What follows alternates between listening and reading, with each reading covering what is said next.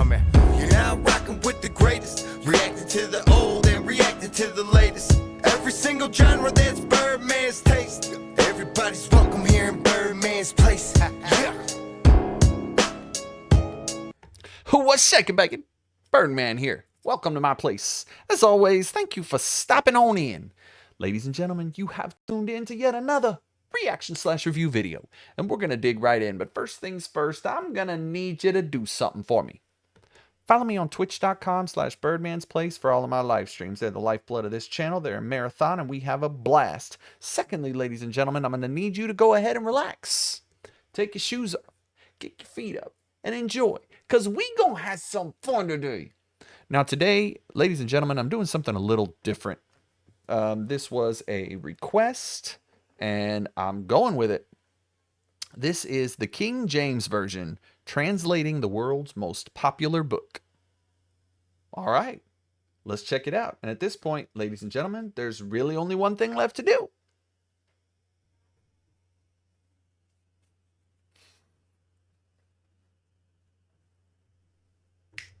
Let's get it. Blessed are the poor in spirit, for theirs is the kingdom of heaven. Amen. Blessed are those that mourn, for they shall be comforted. Blessed are the meek, for they shall inherit the earth. Amen. These words from the King James Version of the Holy Bible have inspired generations of Christians. Yep. Many historians consider the Holy Bible to be the most read book in history. Author James Chapman did a survey of the most read books of the last 50 years and determined that the Holy Bible is by far the leader, having sold some 3.9 billion copies. Woo. By comparison, the number 2 book in that period, The Quotations of Chairman Mao Zedong, have sold just 820 million copies. Third was the Harry Potter series, at about 400 million copies. This isn't a religious missive. It is a review of the translation of the most read and one of the most influential books in history. The interpretation and translation of the Holy Bible has impacted history and culture for nearly 2,000 years, and the history of English translation of the Bible deserves to be remembered. According to biblical scholars, the people who would have experienced the ministry of Jesus live in a relatively small geographical area from Jerusalem in the south to Galilee in the north, a distance of several days' walk. Jesus would have spoken Aramaic, which was the indigenous language of the area, and Koine Greek, the international language of business and education at the time. As a practicing Jew, he also would have known enough Hebrew to read and teach in the synagogue. But the words of the book's central character did not start to be written down until 30 years after his reported death. However, once they got going, many different Gospels, or good news stories in Greek, were produced by a variety of authors around the Mediterranean. We rarely know who these authors were, as few of them identified themselves in the text. The names we have for the New Testament Gospels today are conjectured by later Christians. Yet these early authors were the original translators of the teachings of Jesus of Nazareth, passed down to them as oral tradition. They wrote in Koine Greek for a Greek audience, whereas Jesus would probably have preached in Aramaic. Like the names of these early authors, we will never know what translation choices they had to make and how those choices affected the texts we have today. The Gospels of the New Testament, Matthew, Mark, Luke, and John, were placed in the order of their theological importance as determined by early Christian leaders.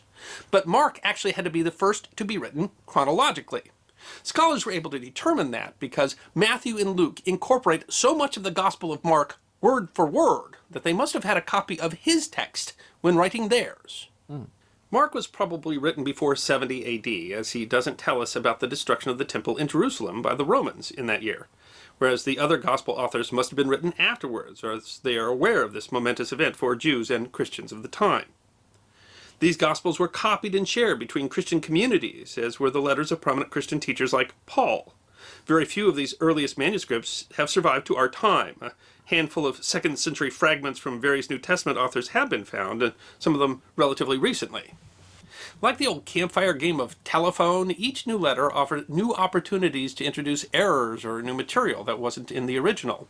Most people at the time couldn't read, and so these letters would have been read to them at gatherings. And early church officials became concerned about the growing number, the authenticity, and the theology of this corpus. They sought to control, or at least to guide, what early Christians heard.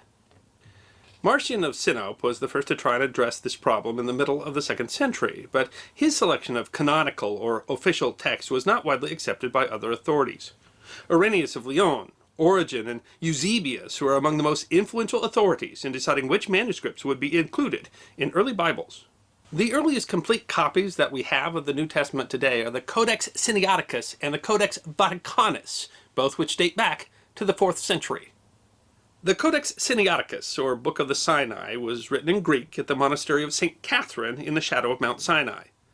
The text contains all of the scriptures of the Old and New Testaments which are accepted by most Christians today. Scriptures that were considered heretical, like the Gospel of Thomas, were left out. Many of these heretical texts have been found in recent times in ancient trash heaps or buried in the desert. The Codex Vaticanus, or the Book of the Vatican, was written in Greek as well, but no one is sure exactly where. Over time, Latin replaced Greek in Western European Bibles, while Eastern churches continued to use Greek. Although we know Latin translations existed long before this time, the first complete Latin Bible we still have today was produced at the monastery of Wearmouth in Jarrow in northern England. The Codex Amiatinus, named after its current location in Tuscany, is a large, beautifully illustrated work that is 7 inches... I'm sorry, I'm not saying a whole lot here. I'm just really interested in what's going on. A lot of people, this is the King James. A lot of people are King James only crew, and that's not me at all. I've read King James, and I've read other versions, and there's not the importance, the story. What matters is there, and word to word translation. There are Bibles that are closer than the King James to the original. So it is what it is. Let's keep going. Thick and weighs in at over 75 pounds. When the age of this book was recognized, it was used to highlight mistakes introduced in later Latin translations. Medieval church authorities frowned upon those who sought to translate the Bible from the official Latin texts, responding to what the Roman Church saw as heretics. Pope Innocent III banned translations of the Bible in 1199. But translations were occurring in any case. The Venerable Bede, and isn't that a cool appellation, translated the Gospel of John into Old English in the 730s. This is the first known translation into English, albeit not a version of English most modern English speakers would understand. King Alfred the Great of England also commissioned translations of some parts of the Bible into Saxon English. He saw this as a way to instruct his nobles in correct morals and government. The first serious attempt to translate the entire Bible into English was made in the late 14th century under the direction of John Wycliffe, a professor at Oxford University. Wycliffe had the Bible translated directly from the official Latin. His translation was quite literal, which made it somewhat ironic that he was later accused of being a heretic and his Bible banned by church and English authorities. Apparently his crime was to make the wisdom of the Bible more... Yeah, but what are you going to say? Jesus was considered a blasphemer. ...more accessible to the common people, or as he said, by the Pharisees, it helpeth Christian the men religious to study leaders. the gospel in that tongue in which they know best Christ's sentence. However, his Bible was indeed taken up by church and social reformers, an association which didn't help his case. The church was able to confront and control the Wycliffe Bible, but the next major translation effort would change the history of the Western Christian Martin Church Luther. Down to the present day. Yep. Martin Luther, like Wycliffe, was also a professor. He saw the Roman Church as corrupted and in need of reform. The Roman Church sought to suppress Luther's reform initiatives and had placed him under official ban. Retiring to Wartburg Castle in Germany, Luther translated the Bible into German, and like Wycliffe, Luther went back to the original Greek texts as the basis of his work. Luther and his Bible sparked a religious reformation, broke up the Roman Church, and led to the formation of Protestant churches. While it isn't in the direct lineage of today's English Bibles, it was Martin Luther's translation that sparked the first translation of the Bible into modern English.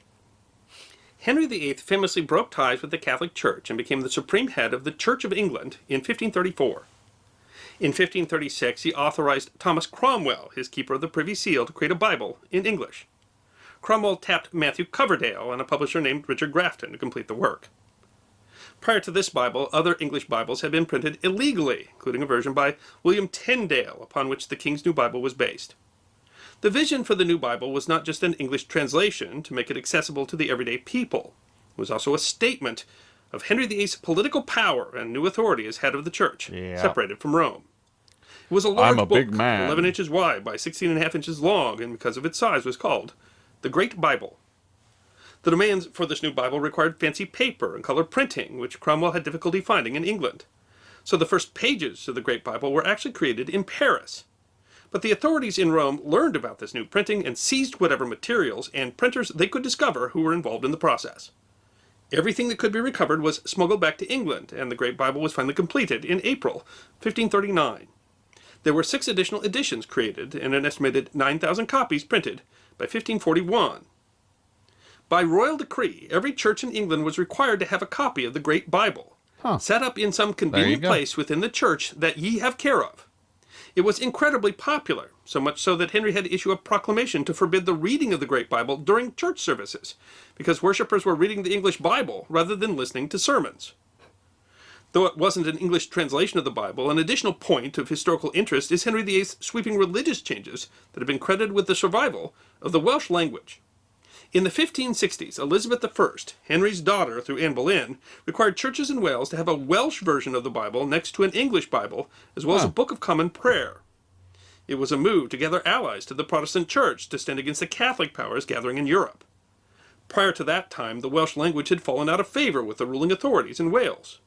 Courts, church services, and the political leaders were required to conduct their business in English.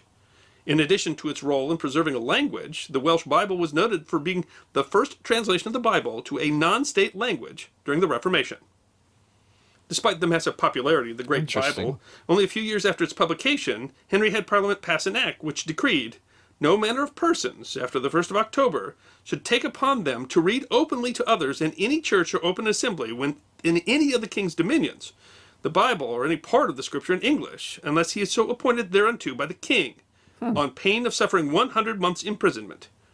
As seen with the Welsh Bible, this act would essentially be reversed by his children.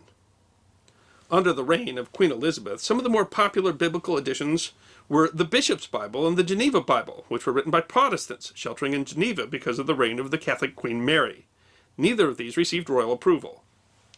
Then Elizabeth's successor, James I, commissioned around 50 scholars to write an English Bible because the versions in existence were criticized for their inaccuracies and potential deviations from the Latin editions. There you go. They utilized existing versions of the English Bible, such as the one by William Tyndale and commentary by Hebrew scholars, to create their new edition.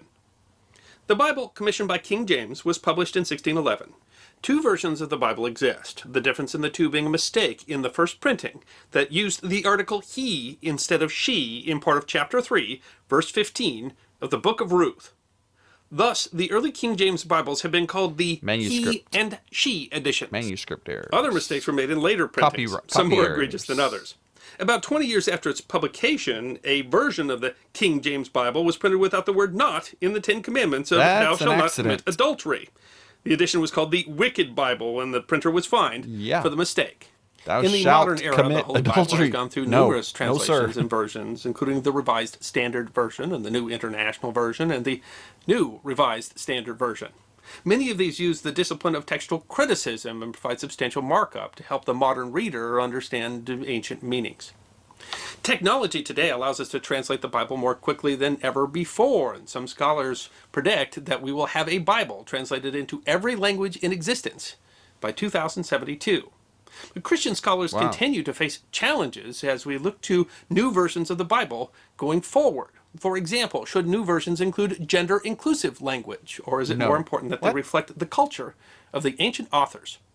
It is clear that one of the most influential books in history will continue to raise challenges. You write it as close as you can to the original. That's the point. You write it as close as you can to the original.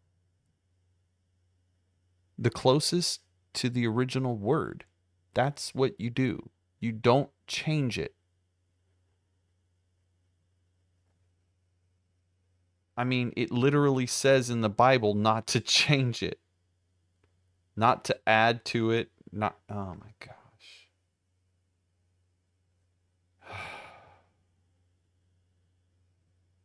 Gender inclusive language. You know, I love everybody, but when you talk about changing the Bible so people feel included, no, that's the whole point. We don't change the Bible to fit us. We change to fit the Bible. That's the point. That's the whole point.